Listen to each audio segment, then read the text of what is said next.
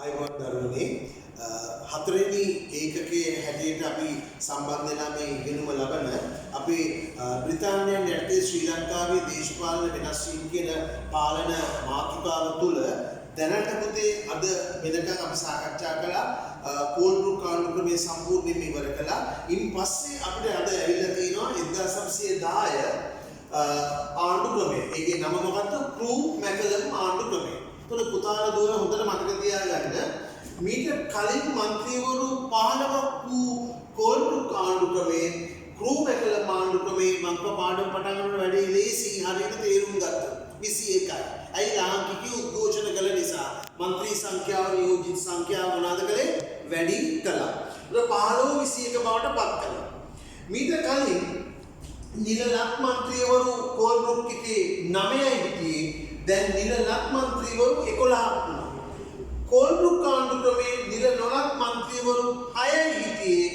මේ අලුත් ආණ්ඩුක්‍රමයේ ක්‍රූ මැකලම් ආණ්ඩුක්‍රමයේ නිලනොලක් മന്ത്രിවරු 10 දෙනෙක් බවට පත් කළා. පුතේ හොඳට මතක තියාගන්න නිලනොලක් മന്ത്രിවරු 10 දෙනා නැවත කොටස් දෙකකට බෙදෙනවා නම් කිරීමෙන්. කවුද මේ නම් කරන්නේ? මීට කලින් කළා. මතකද? කවුද නම් කරන්නේ? ආණ්ඩුකාරවරයා. කවුද නම් කරන්නේ? ආණ්ඩුකාරවරයා. එතුමා නම් කළා නියෝජිතයෝ කී දෙනෙක්ද? 6 දෙනෙක්. මම මීට කලින් දවසෙත් කිව්වා ආණ්ඩුකාරවරයා නම් කළා නම් එය පාර්ලිමේන්තුවේ ස්වරූපයක් ගන්න නැහැ පුතේ. ඇයි හේතුව? ආණ්ඩුකාරවරයා නම් කරනවා කියන්නේ මහජනයාගේ ඡන්දයෙන් නෙමෙයි മന്ത്രിවරු හෙවත් නියෝජිතවරු පත් වෙන්නේ. මම නම් ආණ්ඩුකාරවරයා මගේ කැමැත්ත මත මගේ අභිමතයේ පරිදි මම කැමති නියෝජිතයෙක් පත් කරනවා. එතකොට ඒක ප්‍රජාතන්ත්‍රවාදී ස්වරූපයක් නැහැ. තොර මේ 6 දෙනා නියෝජනය වුණා පහතරට සිංහලයෝ 2 දෙනෙක් නියෝජිතයෝ. ද්‍රවිඩයන් 2 දෙනෙක්. ලංකාවේ ද්‍රවිඩ ජාතිකයෝ 2 දෙනා. අර උඩ රැකියන් එක්කෙනයි. අපි කිව්වේ උඩ රටට අර කෝල්බෘක් ආණ්ඩුක්‍රමයේ යටතේ නිලනොලක් മന്ത്രിවරු 6යි. ඊට පස්සේ 8 දෙනෙක් බවට පත් වුණා කියලා ආන් උඩ රැකියන් එක්කෙනෙක්. ඊට පස්සේ මං කියවනේ මුස්ලිම් කෙනෙක් පත් කළා කියලා ආන් පත් වෙච්ච මුස්ලිම් කෙනෙක්. එතකොට නම් කිරීමෙන් 6 දෙනා ආවේ පහතරට සිංහල දෙන්නයි ද්‍රවිඩයෝ දෙන්නයි ඒ වගේම උඩු රැකියන් එක්කෙනයි මුස්ලිම්මයි කීයද එක්කෙනයි මේ ඔක්කොම එකතු කී දෙනයිද 6 දෙනා. ඊට පස්සේ මේ නිලනොලක් 10න් 6ක් නම් කරනකොට රටේ ලංකාවේ ජනවාර්ගික තත්ත්වය අපේ ජනවාර්ගික පදනම අනුව නියෝජිතෝ 4 දෙනෙක් තෝරගත්තා. අන්න ඒක එච්චර ඊටාම හොඳම නැති දෙයක්. ඒ කියන්නේ පුතේ අද වගේ නෙමෙයි. ඒ කාලේ එක එක ජනවර්ගීය ආවේනිකව මේ අය උදාහරණයක් යුරෝපය කියලා වෙන් කළා දෙන්නෙක් තේරුවා. බර්ගර් කියලා වෙන් කළා එක්කෙනෙක් තේරුවා. ආන්න ඊටාම වැදගත්. මම තරුවක් දාලා තියෙනවා මෙතන උගත් ලාංකිකයෙක් පත් කළා. පුතේ මෙතන O level ප්‍රශ්නයක් මේක පහුගිය ප්‍රශ්නයක් පැමිණිය හැකි ප්‍රශ්නයක් ඉදිරියට එන්න පුළුවන් ප්‍රශ්නයක්. O level ප්‍රශ්නයක්. මේ උගත් ලාංකිකයෝ කියන්නේ ඒ කාලේ ක්‍රූ මැකලම් ආණ්ඩුක්‍රමයේ යටතේ ව්‍යවස්ථාදායක සභාවට 1910 දී ප්‍රථම වරට අපිට හඳුන්වා දෙනවා සීමිත ඡන්ද බලය. මොකද්ද ළමයි නම? සීමිත ඡන්ද බලය. ඉතින් සීමිත ඡන්ද බලය. මේ සීමිත ඡන්ද බලය ලැබෙන්නේ පුතේ ලංකාවේ උගත් අයට. ලංකාවේ මොන අයටද? ධනවත් අයට. ඕගොල්ලෝ උගනගෙන තියෙන්නේ උගත් අය වෙන්න ඕනේ. ඕගොල්ලෝ ධනවත් අය වෙන්න. ලංකාවේ මුළු ජනගහනයෙන් මේ කාලේ උගත් ධනවත් අය හිටියේ 104යි. ඊටාම අසාධාරණයක් වුණා. කාන්තාව උගත් වුණා, කාන්තාව ධනවත් වුණා. ඒ ඇයට ඒ ඡන්ද බලය නෑ. ලංකාවේ ජනගහනයෙන් භාගයකට වැඩි ප්‍රමාණයක් 150කටත් වඩා වැඩි ප්‍රමාණයක් කාන්තාව. ඕක අදහිම වුණා නම් කොහොම වෙයිද? කාන්තා උද්ඝෝෂණේ වීදි පෙළමාලිය වලින් සම්පූර්ණ වෙලා වීදි බහි අසාධාරණයි. කාන්තා එහි මර්ධන ව්‍යාපාරයක් කියලා ඉදිරිපත් වේ. එදා එහෙම නැහැ. කාන්තාවන්ට ඡන්දෙ දුන්නේ නැහැ. ඡන්දේ නැහැ. පිරිමියාට විතරයි ඡන්ද බලය ලැබෙන්නේ. ඒක අසාධාරණයි. 104ක් ඒ උගත් ධනවත් අයගේ ඡන්දෙන් පත් උනේ. ලාංකිකයෝ කොච්චර හොඳද? සිංහල කෙනෙකුත් නෙමෙයි, මුස්ලිම් කෙනෙකුත් නෙමෙයි, බර්ගර් කෙනෙකුත් නෙමෙයි, යුරෝපීය කෙනෙකුත් නෙමෙයි, ද්‍රවිඩ පුද්ගලෙක්. කවුද නම්? පොන්නම්මල ප්‍රාර්ථනා. මං කිව්වා කෝල්බෘක් ආණ්ඩුක්‍රමේ නිලනොලක් മന്ത്രിවරුන් සමාන කළා සිංහල മന്ത്രിවරු එකයි දෙමළ മന്ത്രിවරු එකයි ලෙස. නමුත් මෙතෙන්දි බලන්න දරුවනේ පොන්නම්බලම් රාමනාදන් මහත්මයා සුළු ජාතියක් නියෝජනය කළා. එතුමා උගත් ධනවත් හොඳ පුද්ගලයෙක් වෙච්ච නිසා මිනිස්සු තෝරාපත් කරගත්තා. ඒ නිසා විශේෂයෙන්ම ක්‍රූ මැකලම් ආණ්ඩුක්‍රම ව්‍යවස්ථාව තුළ ඔබට පේනවා ලක්ෂණ හැටියට ඔයගොල්ලෝ විභාග දෙහන්න පුළුවන්. මන්ත්‍රී සංඛ්‍යාව වැඩි කළා. නිල නොලක් මන්ත්‍රී සංඛ්‍යාව තවදුරටත් අඩුයි. නිල ලක් මන්ත්‍රී සංඛ්‍යාව තවදුරටත් වැඩි වුණා. ප්‍රථම වතාවට සීමිත ඡන්ද බල ක්‍රමයක් හඳුන්වා දුන්නා. ප්‍රථම වතාවට උගත් ලාංකිකයෙක් ලංකාවට තේරීපත් වීම සිදු කළා. ජනවාහිනික නියෝජනය තවදුරටත් පවත්වාගෙන යාම සිදු වුණා. ඉතින් මෙන්න මේ ප්‍රධාන සාධක ටික තමයි මේ ක්‍රූ මැකලම් ආණ්ඩුක්‍රම ව්‍යවස්ථාව 1910 දී අපිට දකින්න පුළුවන් හැකියාව ලැබුණේ. පැහැදිලිද? නමුත් මේකේ තියෙනවා වැදගත් කරුණක් පුතේ. මොකක්ද? මේ සීමිත ඡන්ද බලයෙන් එක්තරා නියෝජිතයෙක් පත් කළා. කවුද පත් කරපු නියෝජිතයාගේ නම? පොන්නම්බලම් රාමනාදන්. කවුද පුතේ නම? පොන්නම්බලම් රාමනාදන්.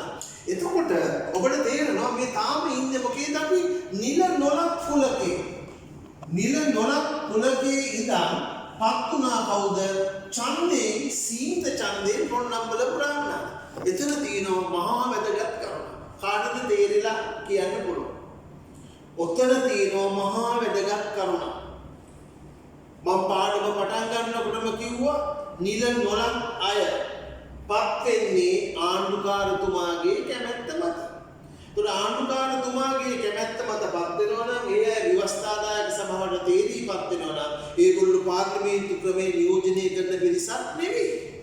නමුත් නිල නොලක් අය අතරින් එක පුද්ගලයෙක් 104ක වුණා සීමිත ඡන්ද බලයෙන් උගත් ධනවත් අයගේ ඡන්දේ මන්ත්‍රී කෙනෙක් නියෝජිතයෙක් වශයෙන් පත් වෙනවා නම් අන්නේ පත්වීමේ සිද්ධියත් සමගම ශ්‍රී ලංකාවේ ව්‍යවස්ථාදායක සභාව මහජන නියෝජිත ආයතනයක් බවට පත්වීමේ පළවෙනි පියවර දැක්වුවා. ඔන්න O level ජනප්‍රිය බහුවර්ණ ප්‍රශ්නය. තොර ලංකා ඉතිහාසයේ පාර්ලිමේන්තුව ව්‍යවස්ථාදායක සභාව සම්බන්ධව, ඒ කියන්නේ ව්‍යවස්ථාදායක සභාවේ සිට පාර්ලිමේන්තු පාලන ක්‍රමයක් බවට පත්වීමේ මුල් පියවර වශයෙන් පත්වෙච්ච ආණ්ඩුක්‍රම ව්‍යවස්ථාවේ නම කුමක්ද? මොකද්ද නම?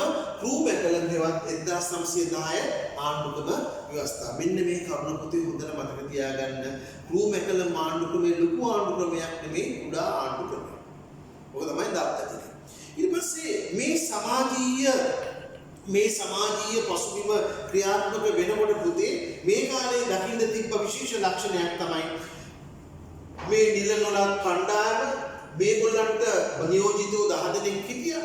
ඊට කලින් ආණ්ඩුවේ අපි කිව්වා නියෝජිතව 6 දෙනෙක් හිටියා. ඒගොල්ලෝ උද්ඝෝෂණ කළා. ඕලන්ට මතක ඇති මීට කලින් මම කතා කළා අර ජෝර්ජ් වෝල්ගේ මූලිකත්වයෙන් ලංකා සංගමය පටන් ගත්ත කියලා. ඒ උද්ඝෝෂණ සාර්ථක වුණේ නැහැ. ඊටම මන්දගාමී වශයෙන් තමයි ක්‍රියාත්මක වුණේ. ඉතින් මෙවැනි කාල සීමාවක් ගත්තාම පුතේ ඒ කාලේ 1910 වෙනකොට මධ්‍යම පන්තිය ප්‍රබල වෙමින් පැවතුණා. මේ මධ්‍යම පන්තිය කියුවේ කාටද? උගත් අය සහ ධනවත් අය. ඒගොල්ලෝ බුද්ධිමත් බව ලැබුණ ඉංග්‍රීසි අධ්‍යාපනය ලැබුව අය හොඳට ඉංග්‍රීසි කතා කරන්න පුළුවන්, තේරුම් ගන්න පුළුවන්, ලියන්න කියන්න පුළුවන්, භාෂා දැනුම සංනිවේදනය හැකියාව ඉතාම උසස්. ධනවත් පෝසත් වෙලා තිබුණා. ඉදිරි පාඩම් වලදී උගන්වන්න කොහොමද ඒගොල්ලෝ පෝසත් වුනේ කියලා. तो මේ උගත් ධනවත් අය තමයි උද්ඝෝෂණ කළේ විශේෂයෙන්ම මේ ඉංග්‍රීසියෙන් විසින් ව්‍යාප්ත කරපු රා තැබෑරුම් නැත්නම් අපි කියන අරක්කු රේන්ද තැබෑරුම් කියලා කියන්නේ අපි ඔය කියන්නේ ලිකර් ෂොප්ස් දානවා කියන ආන්ගේ ලංකාව තුළ ක්‍රියාත්මක වුණා ළමයි විශාල වශයෙන් මේ ඉංග්‍රීසියෙන් හඳුන්වලා දුන්නා මොනවාද සුරාබදු පනතක්. ඒතකොට මේ සුරාබදු පනතක් හඳුන්වා දීම නිසා ඒකේ ප්‍රතිඵලයක් හැටියට ලාංකිකයෝ උද්ඝෝෂණ කරන්න ගත්තා. එහෙම කරන්න එපා. මේ සුරාව සූදුවල විරුද්ධව ව්‍යාපාරයක් වශයෙන් අමධ්‍යම ව්‍යාපාරය ආරම්භ වුණා. මුල් අවධියේදී මේක සම්පූර්ණයෙන්ම දේශපාලනයේ රහිත ව්‍යාපාරයක් බවට පත් වුණා.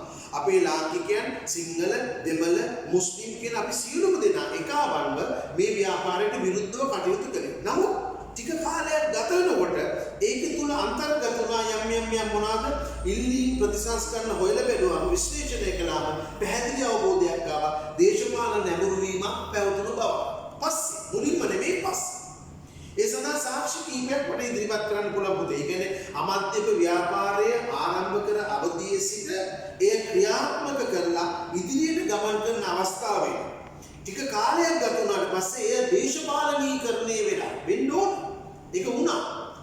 ඒ සඳහා නැඹුරු වීමේ ප්‍රවණතාවයක් ආවා. ඒ සඳහා සාක්ෂි මොනවාද අපිට ඉදිරිපත් කරන්න පුළුවන්? එක තමයි රජයේ සුරාබදු ප්‍රතිපත්තියට විරුද්ධව මහජනයාගේ මතයක් ඇතිකරන්න මේ අමාත්‍යම කට්ටිය පියවර ගත්තා. මොකද ආණ්ඩුව ඉදිරිපත් කරපු සුරාබදු පනත මත්පැන් එපා මත් වතුර එපා කියන එකට විරුද්ධව මහජන මතයක් ඇති කරන්න කටයුතු කළ පිරිස තමයි අමන්දීප ව්‍යාපාරය. එක.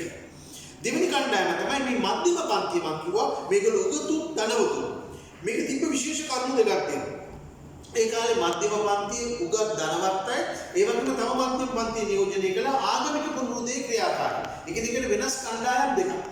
ආගමික පුනරුදේ කියන්නේ පුතේ ඉංග්‍රීසින්ගේ පාලනය යටතේ බෞද්ධ ආගම, හින්දු ආගම, ඉස්ලාම් ආගම පිරිහුණා.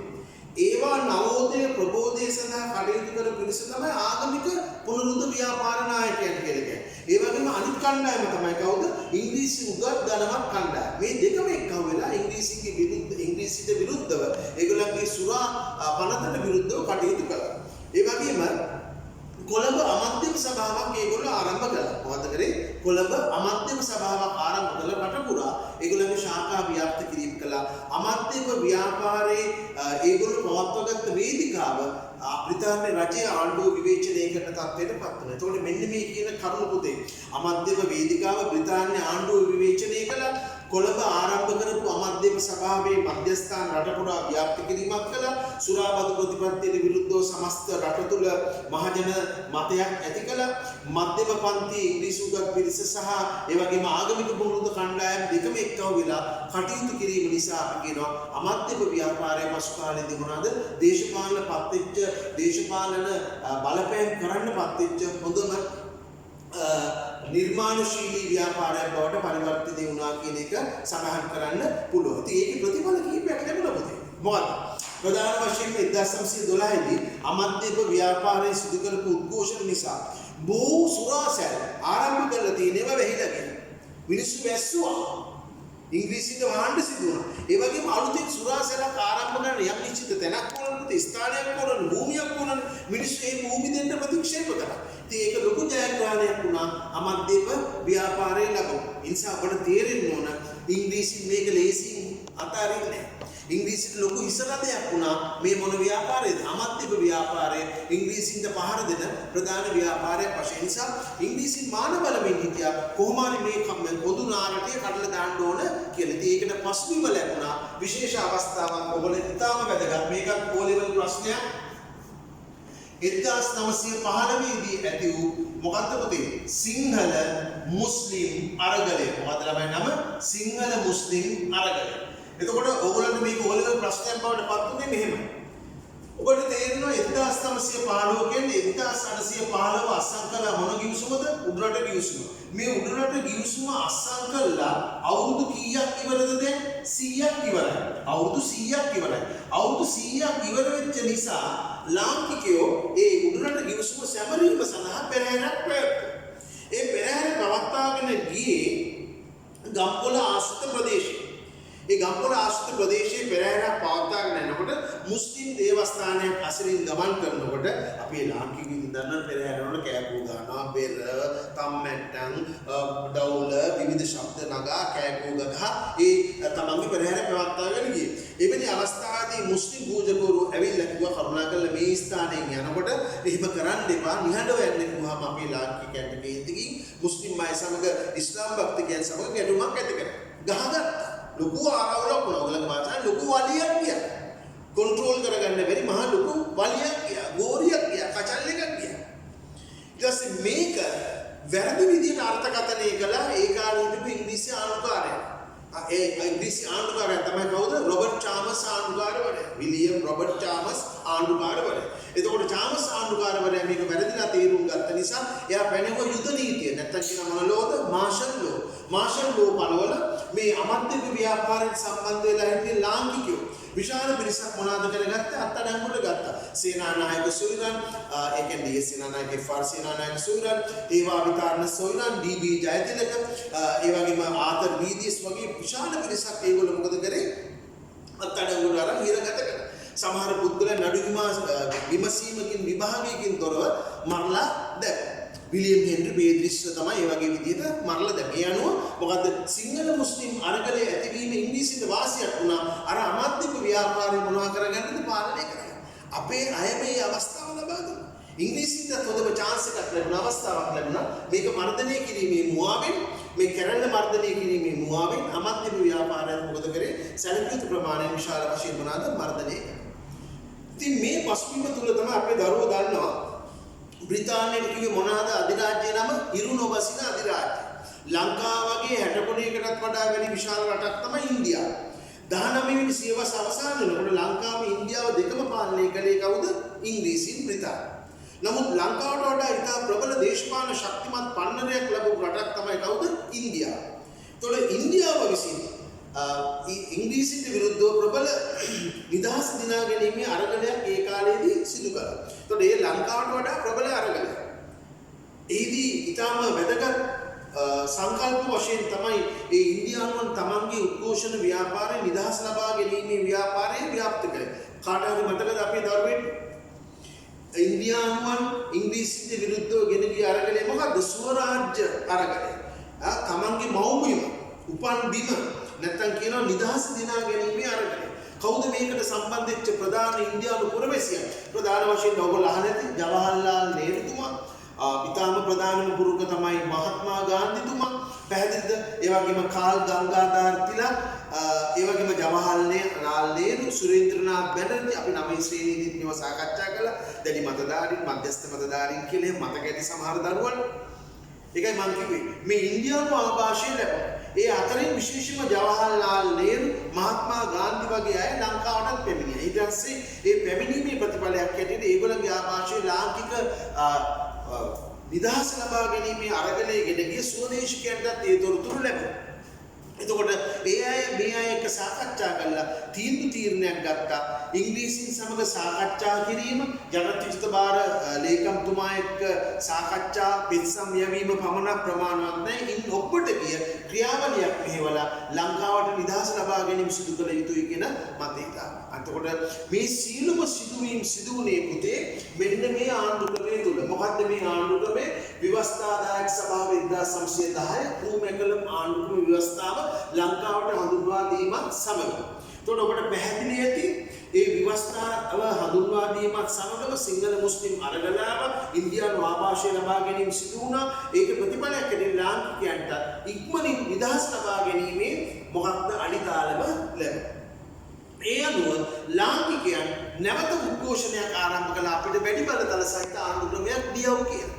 ඒ අනුව 1920 දී ලාංකිකයන් සම්මත කරගත්ත අලුත් ආණ්ඩු ක්‍රමයක්. මොකක්ද ඒ ආණ්ඩු ක්‍රමය නම්?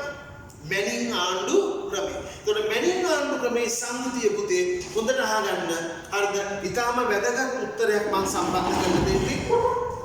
මම හිතන්නේ දැන් පැහැදිලිව පේනවා ඇති.